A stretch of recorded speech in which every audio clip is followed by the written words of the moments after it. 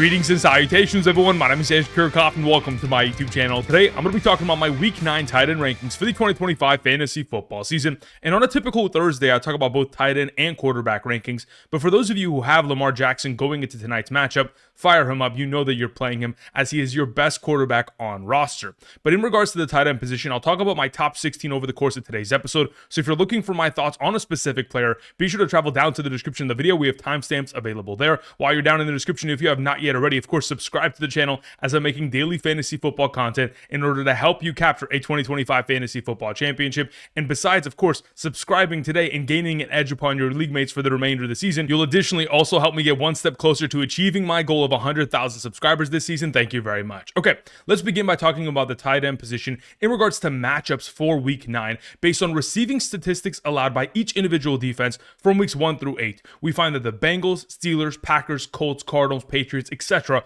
are the most advantageous matchups at the position. And as you can tell from the statistics on screen, the Cincinnati Bengals are the best matchup you could possibly ask for within a given week.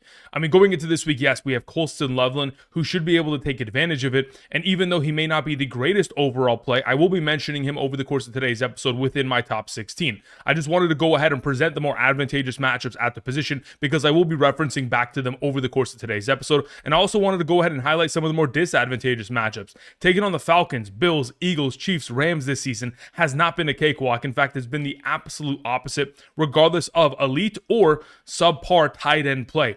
Nonetheless, just wanted to go ahead and represent these statistics before I get into talking about my top 16 tight end rankings. For those of you guys who want my all-encompassing tight end rankings at a top 25 capacity, my top 32 quarterbacks, top 60 running backs, top 80 wide receivers, top 120 flex for both half and full PPR every single Sunday morning, sent for my email directly to yours. Also includes kicker and defensive rankings. Be sure to travel down to the description of the video today to check out Betr. I'll be partnering with them for the entirety of the season, not only providing plays like I'll do at the end of today's episode for the Miami Dolphins taking on the Ravens tonight, but of course providing Sunday morning rankings in order to help you guys set your lineups and capture a championship. Sign up today using code Andrew, make that first time deposit minimum of 10 and make a first time play within a real cash play minimum of $1, and you'll get those rankings sent from my email directly to yours for the remainder of the season. So take advantage of the opportunity. Check out the map to the right side of the screen to determine your eligibility based on your current location. And new users who sign up today get a free $10. But not only that, you'll be able to take advantage of the free pick of Tua Tagovailoa going into tonight at 0.5 passing yards. So take advantage of that. Thank you very much. Okay,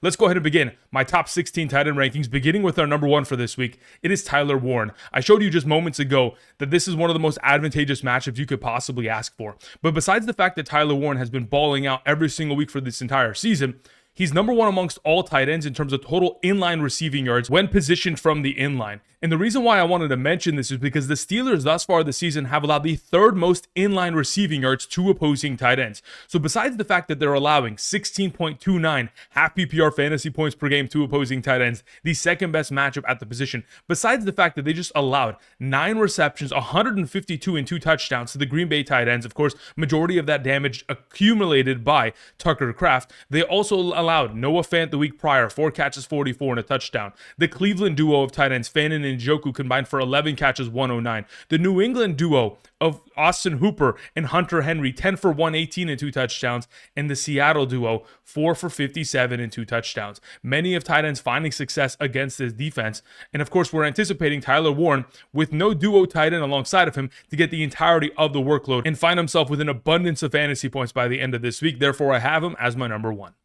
Our number 2 is Tucker Kraft. Speaking of his dominating performance against the Steelers, in which we're hoping that Tyler Warren can, of course, develop upon this week, Tucker Kraft is coming off of a career game in which he had a career-high 7 receptions, 143 yards, and tied his career high of 2 receiving touchdowns against the Pittsburgh Steelers. And the primary reason he was able to accomplish that was 9 total targets. But in the last 2 games, his opportunity share has been incredible. 19 total targets. I mention all the time, Jordan is spreading the love. And in this case, he truly is just funneling the ball in the direction of Tucker Kraft in comparison to his other receiving options. Thus far this season, Tucker Kraft is only second to Tyler Warren in terms of receiving yards from the inline. And the reason why I wanted to mention this is because the Panthers thus far this season have allowed the 7th most receiving yards from the inline tight ends thus far this season. And they are the 8th best tight end matchup, allowing 12.35 fantasy points per game. This is another consecutive week in which Tucker Kraft has an incredibly advantageous matchup. We've most recently seen the Buffalo tight ends 4 for 53 in a run-heavy script. Dallas tight ends 5 for 43 in a touchdown. Miami tight ends combining for 11, 116 in a touchdown. New England 3 for 63 in a touchdown. We're expecting a lot of upside this week as Jordan Love continues to look in the direction of Tucker Kraft as his number one receiving option, whether it is in between the 20s or inside the red zone. The next player I wanted to mention is Trey McBride. The fact of the matter is, he's coming off of a performance prior to the bye week of 24.4 fantasy points, which is a career high in a half PPR scoring format, but was accomplished with Jacoby Brissett. Now, it's not that performances very similar to that haven't been accomplished with Kyler Murray, but the overall frequency of it hasn't been as consistent in comparison to Brissett with Trey McBride over the course of the last 2 games in which he has put up 17 plus fantasy points in both contests. I mean, thus far in his entire career, Kyler Murray has completed 6 passing touchdowns in the direction of Trey McBride. Already in 2 games, Jacoby Brissett has completed 3 in his direction. Nonetheless, as we proceed into this week and anticipating a potential shootout taking on the Dallas Cowboys, this game sits at a 53.5 point total, an implicated shootout on Monday Night Football. If this is going to be a high-scoring affair, regardless of who's playing quarterback for the Arizona Cardinals, we are anticipating a lot of success for Trey McBride, as he is number 2 amongst all players thus far this season in terms of red zone targets, and on top of it, tied for number 3 in terms of red zone receiving touchdowns. And when we take into account the fact that the Dallas Cowboys are the 7th best matchup based on red zone touchdown percentage allowed, again, the majority of trips that teams are taking down to the red zone of the Dallas Cowboys lead to touchdowns. So we're anticipating a lot of potential for upside there. If he's able to score a touchdown this week with Kyler Murray, on top of all the damage that he's going to do via receptions and receiving yards, he could very easily finish within the S tier of this conversation this week. Now, speaking of this game, this very much so highly anticipated shootout between the Dallas Cowboys and Arizona Cardinals, we have Jake Ferguson, who's coming off of quite the fluky performance of 1 target, 0 receptions, when thus far this season, he is number 1 amongst all tight ends in terms of total receptions on the season with 51 total. Now he has an opportunity of taking on the Arizona Cardinals, who have allowed the 3rd most receptions per game to opposing tight ends, on average allowing 6.71. So when we take that into account, on top of the fact that the Arizona Cardinals are allowing 12.8 fantasy points per game to opposing tight ends, the 5th best matchup we've recently seen prior to their bye week, Green Bay tight ends 6 for 64 in a touchdown, Indianapolis 7 for 79 in a touchdown. Again, 2 of those players on the screen already, so they have taken on elite tight end production and not been able to stop them. Therefore, anticipate for Jake Ferguson to follow, as we've also seen the Tennessee Titans tight ends against the Arizona Cardinals 8 for 82, Seattle 5 for 76 in a touchdown, Carolina 11 for 83. Expect for a lot of damage for Jake Ferguson this week within the upcoming matchup. Our number 5, we have Brock Bowers.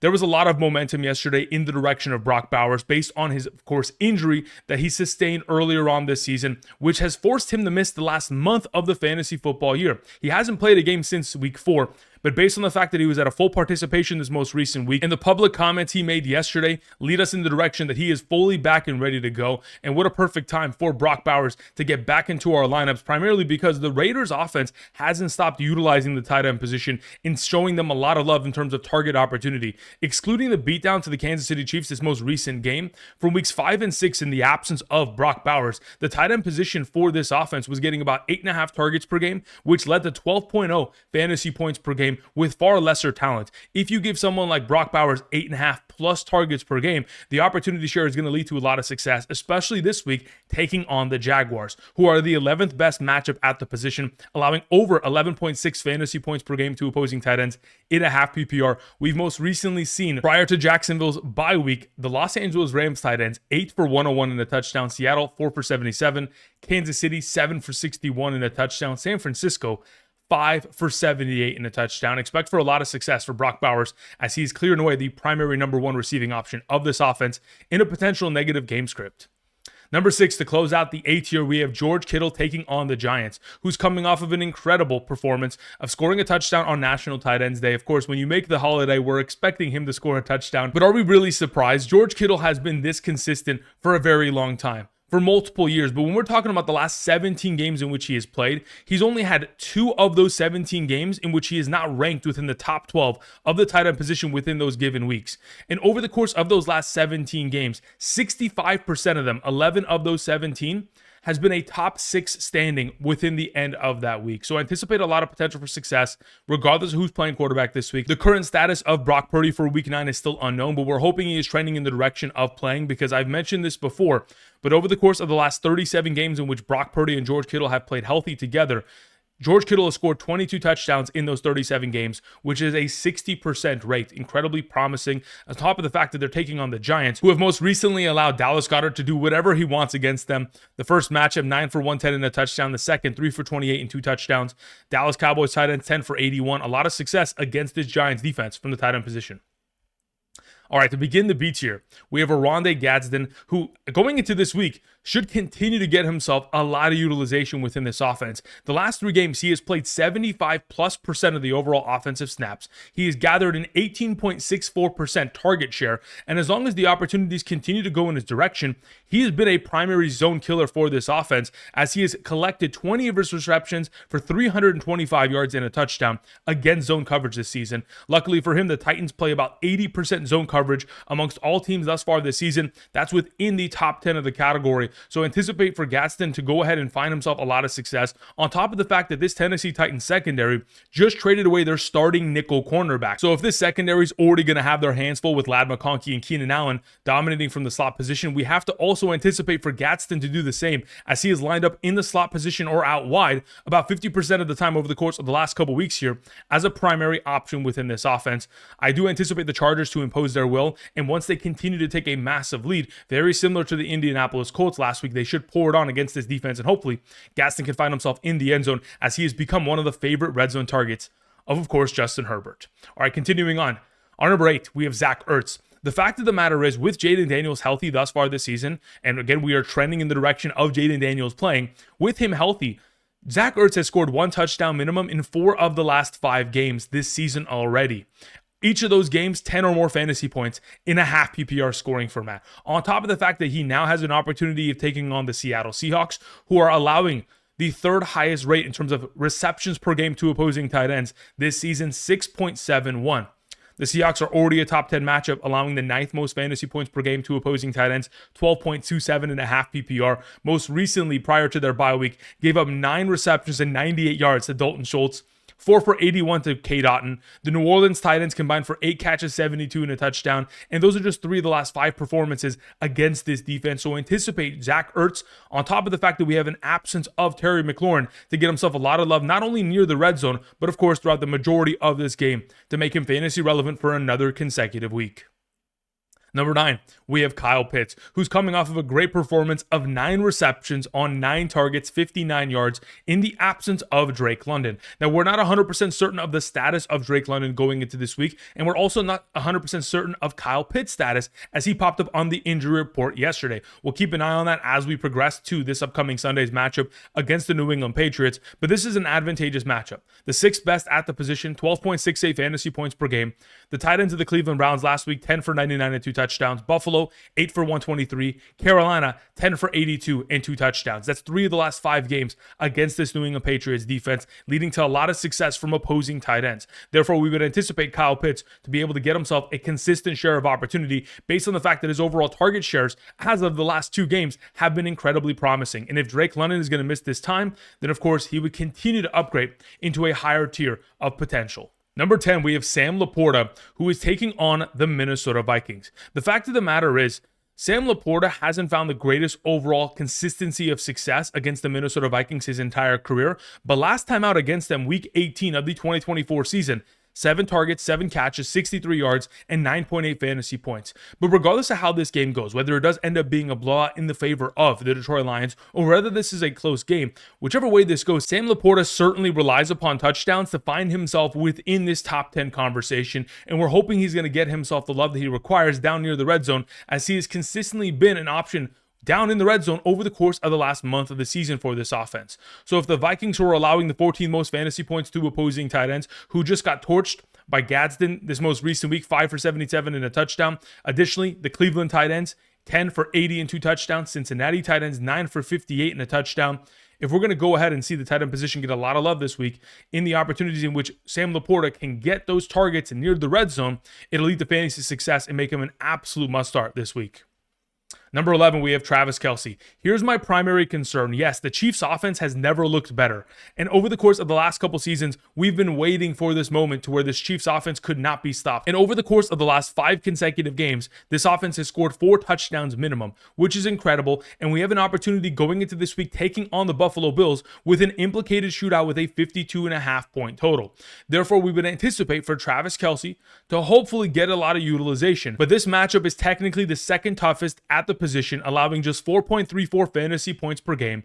The Bills have only allowed one tight end thus far this season to surpass 30 receiving yards, and that was Hunter Henry. And he didn't even really do much in that game. He had like 40 some odd yards and wasn't able to, find much success. And speaking of not finding much success, that was Travis Kelce against the Buffalo Bills last season. They locked him down in both of their matchups against him.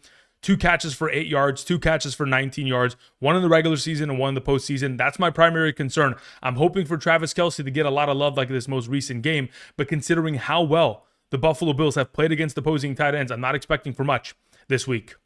Moving on to our number 12, we have Mark Andrews. In the return of Lamar Jackson, we should see him get a lot of opportunity share going into this week, on top of the fact that he has an incredibly advantageous matchup. But in the last 2 games in which we have seen Mark Andrews play with Lamar Jackson, 7 receptions and then 5 receptions prior to Lamar Jackson leaving that game against Kansas City. So expect for a nice reception count against the Dolphins, who are the 10th best matchup, allowing 11.74 fantasy points per game, recently allowing 9 catches to Kyle Pitts, 5 catches 40 to the Cleveland Browns tight end, specifically Harold Fannin. Of course, the Los Angeles tight ends, Gadsden, 9 for 86. The Jets, 6 for 88. Buffalo, 6 for 71 and 2 touchdowns. The Dolphins have allowed the 7th most receptions per game on average to opposing tight ends, 6.25. And Mark Andrews this season has the 2nd highest target rate versus the blitz at the tight end position. And the Dolphins, as we know, have the 5th highest rate of blitz amongst all defenses in the National Football League thus far this season. So expect for Lamar Jackson to look in the direction of Mark Andrews a lot later tonight. Moving on to our number 13, we have Dalton Kincaid. Look, the Panthers matchup in his most recent game became a run-heavy script, and despite the fact that he only played 22% of the overall snaps, he did run more routes than any of the other tight ends within this offense. But it was purely a matter of the running game and James Cook truly taking over, and the fact that Andy Dalton was turning over the ball consistently, which led to the fact that Dalton Kincaid did not have to play. But when you're taking on the Kansas City Chiefs, and this game is sitting at an implicated shootout total of 52.5 points, we would anticipate for Dalton Kincaid, who has clearly been the number 2 receiving option of this offense, only behind Khalil Shakir, to be highly implicated for a lot of utilization. Now, we do understand that the Chiefs matchup is quite a difficult one, and I wouldn't anticipate Dalton Kincaid to have one of his greatest games, but as long as he has the potential of red zone touchdown upside, he can certainly be in this mix of a startable option going into the matchup, which again should lead to a lot of points and hopefully some opportunities in his direction. Number 14, we have A.J. Barner. Speaking of red zone target opportunity, he is tied amongst all players thus far this season, number 6 in terms of total red zone receiving touchdowns scored. Again, Barner thus far this season has kind of been the surprise tight end play that really has found himself a lot of success, especially from within the inline. When he's lined up there, he has the 3rd most receiving yards amongst all tight ends, only behind Tyler Warren and Tucker Kraft. And I really mention this because the Commanders have allowed the 5th most receiving yards to inline positioned tight ends thus far this season. Of course, a lot of damage accumulated by Travis Kelce this most recent week, as Kansas City tight ends combined for 8 catches, 122 and a touchdown, but many of tight ends have found success against them. Dallas, of course, Ferguson, 2 touchdowns against them. Atlanta, 5 for 70 and a tutty. Green Bay, 8 for 156 and a touchdown. Again, this is the 7th best matchup at the position, allowing over 12.3 fantasy points per game. So there's a lot of potential in which A.J. Barner could step up to the task on hand and deliver a huge performance off of the bye. Colston Loveland is our number 15 to close out the D tier. Again, this most recent week in the absence of Cole Kmet, he played a season-high total snaps, which again, if we're going to continue to trend in the direction of Colston Loveland taking over the tight end position within this offense as the starting primary player, we're hopefully going to continue to see him at this level of overall snap share, regardless of the return or expected return of Cole Kmet this week. Now he has an opportunity of taking on the Bengals, the best matchup you could possibly ask for. This defense has allowed 10 receiving touchdowns to opposing tight ends, 18.3 fantasy points per game. Recently, the Jets tight end 7 for 67 and a touchdown. Pittsburgh 11 for 141 and 4 touchdowns. Green Bay 50 and a touchdown. Detroit 101 and a touchdown. We have seen the following tight end performances in just recent weeks. 10.3, 25.6, 11.3, 17.7, 13.4, and 11.9 fantasy points. I mean, that's just 6 tight ends with double-digit fantasy points against this defense as of late. So anticipate a lot of success for Colston Loveland this week in the matchup. The final tight end I wanted to mention is the Viking himself, TJ Hockenson, taking on the Detroit Lions. Again, there's a lot of uncertainty with J.J. McCarthy taking over. Of course, we did get official word that J.J. McCarthy did practice in full yesterday, which certainly does lead us in the direction of him potentially returning this week to being the starting quarterback now in the absence of Carson Wentz out for the remainder of the year. Now, in the last couple weeks prior to Carson Wentz not having a left arm in his most recent game against the Chargers, we saw a lot of consistent target opportunity go in the direction of TJ Hockenson, leading to 4+ receptions for a consecutive weekly basis. So if we're going to go back to, of course, exposing TJ Hockenson to that kind of level of production, he is clearing away the number 16. But with the quarterback switch, there's still a lot of uncertainty in terms of his overall usage, considering earlier on this year from weeks 1 and 2, with J.J. McCarthy under center, TJ Hockenson didn't get much overall opportunity, even with Jordan Addison out with suspension. Either way, going into the matchup this week against the Lions most recently allowed 7 catches, 65 to Cade Otton. The Kansas City tight ends, 8 for 103. Baltimore tight ends, 8 for 123 and 2 touchdowns. There have been successful performances from elite tight ends against this defense as of late. Just a matter of, can J.J. McCarthy elevate TJ Hockenson to that level this week? All right, that's going to cover it in regards to my top 16 tight end rankings. Thank you, everybody, for watching. We're going to close out today's episode by putting together a couple plays in regards to the Thursday night matchup, the Miami Dolphins taking on the Baltimore Ravens. Let's check that out right now. Now, like I mentioned earlier on in today's episode, for those of you who sign up today using code Andrew, not only will you get a free $10 via Betr, but you'll be able to take advantage of the free pick of Tua Tagovailoa 0.5 passing yards. So be sure to take advantage of that today. Now, in regards to some of the plays that I like going into tonight, I want to go ahead and mention a couple of these players. First and foremost, Jalen Waddle. 4.5 receptions. I'll take him going more on that overall number, considering in the last 4 games in which he has played without Tyreek Hill, due to the injury, of course, except for the Cleveland Browns game, which was a heavy weather implicated game, he has been able to total 5, 6, and 6 receptions on 9, 8, and 6 targets. He takes on the Ravens, which is the second best matchup at the wide receiver position, which we would anticipate him to be able to take advantage of going into this given week, considering the Ravens are 7.5-point favorites on the road. The script should be a negative one for Jalen Waddle to get a lot of target opportunity within the second half of this game, as the Dolphins are trying to not only compete, but of course catch up in the total scoreline, taking on this Ravens offense that has Lamar Jackson returning. So I do really like the idea of more than 4.5 receptions, as he has accomplished it in 3 of the last 4 games with Tyreek Hill absent. Then we move on to Mark Andrews, going more than 2.5 receptions. That has been something that over the course of this season, he's been incredibly consistent at as of late, 4 of the last 5 games.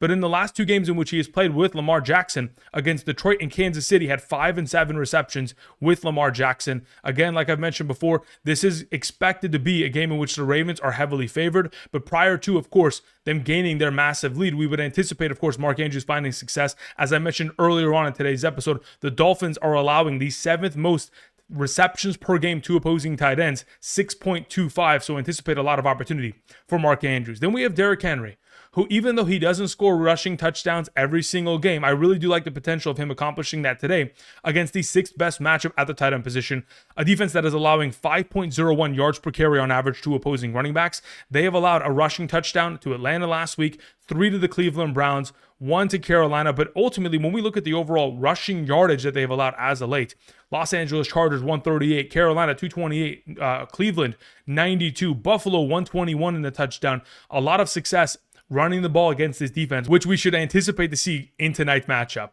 The final player is Devon Achane. Devon Achane has kind of been back and forth on this overall number of 3.5 receptions. So again, you don't have to go ahead and roll with that. That's something that I think I would probably put together within a play, but probably not this one. I'll just go ahead. I'll take these 3 players.